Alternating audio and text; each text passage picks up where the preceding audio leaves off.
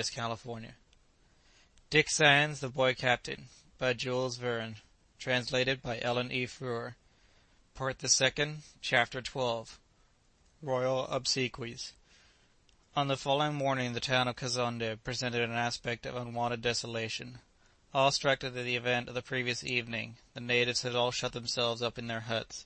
That a monarch who was to be assumed as of divine origin should perish with one of his ministers by so horrible a death was a thing wholly unparalleled in their experience. Some of the older part of the community remembered having taken part in certain cannibal preparations, and were aware that the cremation of a human body is no easy matter. Yet here was a case in which 2 men had been all but utterly consumed without any extraneous application. Here was a mystery that baffled all their comprehension. Old Alves had also retired to the seclusion of his own residence. Having been warned by Negoro that he would probably be held responsible for the occurrence, he deemed it prudent to keep in retirement. Meanwhile, Negoro industriously circulated the report that the king's death had been brought about by supernatural means, reserved by the great Manitou solely for his elect, and that it was sacred fire that had proceeded from his body. The superstitious natives readily received this version of the affair, and at once proceeded to honour Moene Lunga with funeral rites worthy of one thus conspicuously elevated to the rank of gods. The ceremony, which entailed an expenditure of human blood incredible, except that it is authenticated by Cameron and other African travellers, was just the opportunity that Negoro required for carrying out his designs against Dick, whom he intended to take a prominent part in it.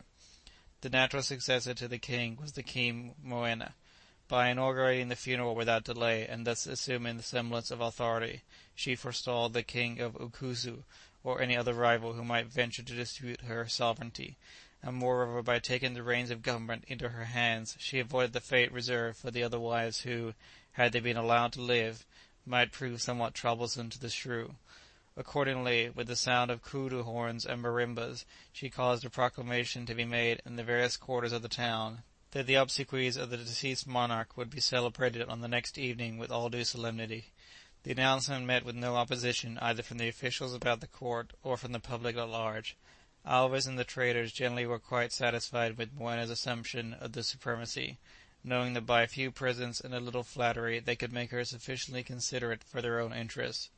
Preparations began at once. At the end of the chief thoroughfare flowed a deep and rapid brook, an affluent of the Coango, in the dry bed of which the royal grave was to be formed. Natives were immediately set to work to construct a dam by means of which the water could be diverted, until the burial was over, into a temporary channel across the plain, the last act of the ceremonial being to undam the stream and allow it to resume its proper course. Negoro had formed the resolution that Dick Sands should be one of the victims to be sacrificed upon the king's tomb. Thoroughly aware as he was that the indignation which had caused the death of Harris extended in at least an equal degree to himself, the cowardly rascal would not have ventured to approach Dick under similar circumstances, at the risk of meeting a similar fate. But knowing him to be a prisoner bound hand and foot, from whom there could be nothing to fear, he resolved to go to him in his dungeon. Not only did he delight in torturing his victims, but he derived an especial gratification for witnessing the torture. About the middle of the day, accordingly, he made his way to the cell where Dick was detained under the strict watch of a havildar. There, bound with fetters that penetrated his very flesh, lay the poor boy. For the last 24 hours he had not been allowed a morsel of food, and would gladly have faced the most painful death as a welcome relief to his miseries. But at the sight of Negoro all his energy revived. Instinctively he made an effort to burst his bonds and to get a hold upon his persecutor, but the strength of a giant would have been utterly unavailing for such a design. Dick felt that the struggle he had to make was of another kind, and forcing himself to an apparent composure, he determined to look Negoro straight in the face, but to vouchsafe no reply to anything he might say. "I felt bound," Negoro began, "to come and pay my respects to my young captain, and to tell him how sorry I am that he has not the same authority here that he had on board the Pilgrim." Finding that Dick returned no answer, he continued, "You remember your old cook, captain. I have come to know what you would like to order for breakfast." Here he paused to give a brutal kick at Dick's foot, and went on, "I have also another question to ask you, captain. Can you tell me how it was that you landed here in Angola instead of upon the coast of America?" The way in which the question was put more than ever confirmed Dick's impression that the Pilgrim's course had been altered by Negoro, but he persevered in maintaining a contemptuous silence. "It was a lucky thing for you, captain," resumed the vindictive Portuguese, "that you had a good seaman on board, otherwise the ship would have run aground on some reef in the tempest, instead of coming ashore here at a friendly port." Whilst he was speaking, Negoro had gradually drawn nearer to the prisoner, until their faces were almost in contact. Exasperated by Dick's calmness, his countenance assumed an expression of the utmost ferocity, and at last he burst forth in a paroxysm of rage. "It is my turn now. I am master now. I am captain here. You are in my power now. Your life is in my hands." "Take it then," said Dick quietly. "Death has no terrors for me, and your wickedness will soon be avenged." "Avenged?" roared Negoro. "Do you suppose there is a single soul to care about you? Avenged? Who will concern himself with what befalls you? Except Alvez and me, there is no one with a shadow of authority here. If you think you are going to get any help from old Tom or any of those niggers, let me tell you that they are every one of them sold and have been sent to Zanzibar." "Hercules is free," said Dick. "Hercules!" sneered Negoro. "He has been food for lions and panthers long ago. I am only sorry that I did not get the chance of disposing of him myself." "And there is Dingo," calmly persisted Dick. "Sure as fate he will find you out some day." "Dingo is dead," retorted Negoro, with malicious glee. "I shot the brute myself, and I should be glad if every survivor of the Pilgrim had shared his fate." "But remember," said Dick, "you have to follow them all yourself." And he fixed a sharp gaze upon his persecutor's eye. The Portuguese villain was stung to the quick, and he made a dash towards the youth, and would have strangled him upon the spot, but remembering that any such sudden action would be to liberate him from the torture he was determined he should undergo, he controlled his rage, and after giving strict orders to the havildar, who had been a passive spectator of the scene, to keep a careful watch upon his charge, he left the dungeon. So far from depressing Dick's spirits, the interview had altogether a contrary effect. His feelings had undergone a reaction, so that all his energies were restored.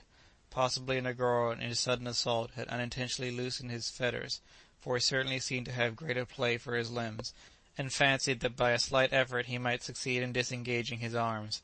Even that amount of freedom, however, he knew could be of no real avail to him.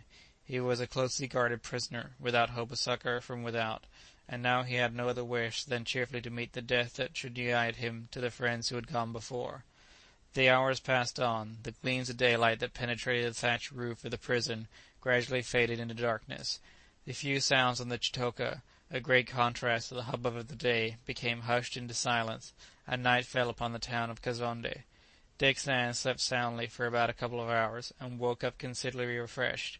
One of his arms, which was somewhat less swollen than the other, he was able to withdraw from its bonds, and it was at any rate a relief to stretch it at his pleasure. The havildar, grasping the neck of a brandy bottle which he had just drained, had sunk into a heavy slumber, and Dick Sands was contemplating the possibility of getting possession of his jailer's weapons, when his attention was arrested by a scratching at the bottom of the door. By the help of his liberated arm, he contrived to crawl noiselessly to the threshold, where the scratching increased in violence. For a moment he was in doubt whether the noise proceeded from the movements of a man or an animal. He gave a glance at the havildar, who was sound asleep, and placing his lips against the door, murmured, "Hercules!" A low whining was the sole reply. "It must be Dingo," muttered Dick to himself. "Negoro may have told me a lie. Perhaps, after all, the dog is not dead." As though in answer to his thoughts, a dog's paw was pushed below the door. Dick seized it eagerly. He had no doubt it was Dingo's, but if the dog brought a message, it was sure to be tied to his neck, and there seemed to be no means of getting at it, except the hole underneath could be made large enough to admit the animal's head. Dick determined to try and scrape away the soil at the threshold, and commenced digging with his nails, but he had scarcely set himself to his task when loud barkings, other than Dingo's, were heard in the distance. The faithful creature had been scented out by the native dogs, and instinct dictated on immediate flight.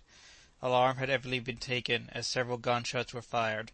The havildar half roused himself from his slumber, and Dick was fain to roll himself once more into his corner, there to await the dawn of the day which was intended to be his last. Throughout that day the grave digging was carried on with unremitted activity. A large number of the natives, under the superintendence of the Queen's Prime Minister, were set to work, and according to the decree of Moena, who seemed resolved to continue the rigorous sway of her departed husband, were bound, under penalty of mutilation, to accomplish their task within the prescribed time. As soon as the stream had been diverted into its temporary channel, there was hollowed out in the dry river bed a pit 50 feet long, 10 feet wide, and 10 feet deep. This, towards the close of the day, was lined throughout with living women, selected from Buena Lunga's slaves. In ordinary cases it would have been their fate to be buried alive beside their master, but in recognition of his miraculous death, it was ordained that they should be drowned beside his remains. Footnote: the horrible hecatombs that commemorate the death of any powerful chief in Central Africa defy all description. Cameron relates that more than 100 victims were sacrificed at the obsequies of the father of the king of Kasongo. Generally, the royal corpse is arrayed in its richest vestments before being consigned to the tomb, but in this case, when the remains consisted only of a few charred bones, another plan was adopted. An image of the king, perhaps rather flattening to the original, was made of wicker-work. Inside this were placed the fragments of bones and skin, and the effigy itself was then arrayed in the robes of state, which, as already mentioned, were not of a very costly description. Cousin Benedict's spectacles were not forgotten, but were firmly affixed to the countenance of the image. The masquerade had its ludicrous as well as its terrible side. When the evening arrived, a long procession was seen wending its way to the place of interment. The uproar was perfectly deafening. Shouts, yells, the boisterous incantations of the musicians, the clang of musical instruments, and the report of many old muskets mingled in wild confusion. The ceremony was to take place by torchlight, and the whole population of Kazonde, native and otherwise, was bound to be present. Alves, Coimbra, Negoro, the Arab dealers and the havildars all helped to swell the numbers, the queen having given express orders that no one who had been at the Lakone should leave the town, and it was not deemed prudent to disobey her commands. The remains of the king were carried in a palanquin in the rear of the cortege, surrounded by the wives of the second class, some of whom were doomed to follow their masters beyond the tomb. Queen Moena, in a state array, marched behind the catafalque. Night was well advanced when the entire procession reached the banks of the brook, but the resin torches, waved on high by their bearers, shed a ruddy glare upon the teeming crowd. The grave, with its lining of living women, bound to its side by chains, was plainly visible. 50 slaves, some resigned and mute, others uttering loud and piteous cries, were there awaiting the moment when the rushing torrent should be opened upon them. The wives who were destined to perish had been selected by the queen herself, and were all in holiday attire. One of the victims, who bore the title of second wife, was forced down upon her hands and knees in the grave, in order to form a resting place for the effigy, as she had been accustomed to do for the living sovereign. The third wife had to sustain the image in an upright position, and the fourth lay down at its feet to make a footstool. In front of the effigy, at the end of the grave, a huge stake, painted red, was planted firmly in the earth. Bound to this stake, his body half naked, exhibiting marks of the tortures, which by Negoro's orders he had already undergone, friendless and hopeless, was Dick Sands. The time, however, for opening the floodgate had not yet arrived. First of all, at a sign from the queen, the fourth wife, forming the royal footstool, had her throat cut by an executioner, her blood streaming into the grave. This barbarous deed was the commencement of a most frightful butchery. One after another, 50 slaves fell beneath the slaughterous knife, until the riverbed was a very cataract of blood. For half an hour the shrieks of the victims mingled with the imprecations of their murderers, without evoking one single expression of horror or sympathy from the gazing crowd around.